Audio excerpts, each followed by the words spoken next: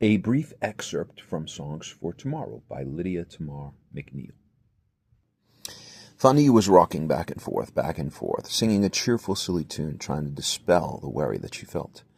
Liliane was standing by the window. They were waiting for Papa. The farmer had sent word to him late last night, and they were expecting him at any minute. "Mama!" Liliane called all at once in a hushed, urgent tone.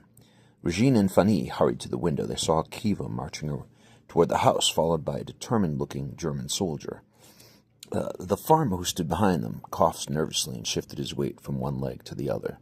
What was the soldier going to do to Papa? Fanny wondered. Was he going to take him away? Arrest all of them? She felt suddenly overwhelmed with panic. It just wasn't fair. Yesterday she'd been talking and telling secrets with Marcel and giggling about boys. The next minute her life was turning upside down and everything had become dark. Liliane's eyes were focused on the German soldier who seemed to be moving towards her in slow motion. He was handsome and looked very serious. Papa, on the other hand, was smiling. "How strange," she said. "Kiva, what is happening?" Regine said when he opened the door. "Why, nothing at all," said Kiva, looking puzzled. "Why is Fanny crying?" "Why is she crying? Why do you think?" Regine gestured toward the young German, then collapsed into a chair. "I think I'm going to faint," she said. Kiva looked at the sad-eyed soldier and said, "Well, they put me in charge of him because I'm the only one in the troop who speaks German, and I thought I'd bring him along for supper." "For supper?" "That's right.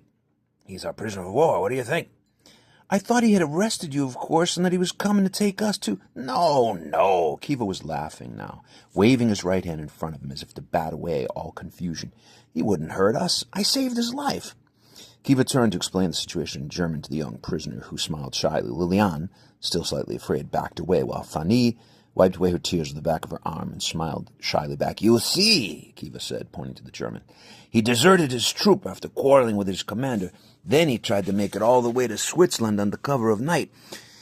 Unfortunately for him, he came upon me when I was posting guard duty. There was a full moon that night, and I could see him clearly. I shouted to him in French, but he would not stop, so I yelled at him in German to stand still and raise his arms.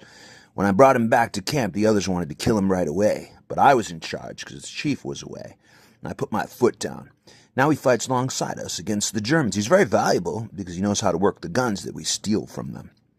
Fanny, who was eating her spicy lentil soup while Father gave this explanation, looked up when he had finished. She bit thoughtfully into a piece of yeasty baguette and stared at the young German. "So this one isn't a monster," she decided. She remembered another German soldier she had met at the beginning of the war when she had been much younger then, but she could dimly recall sitting on his knee.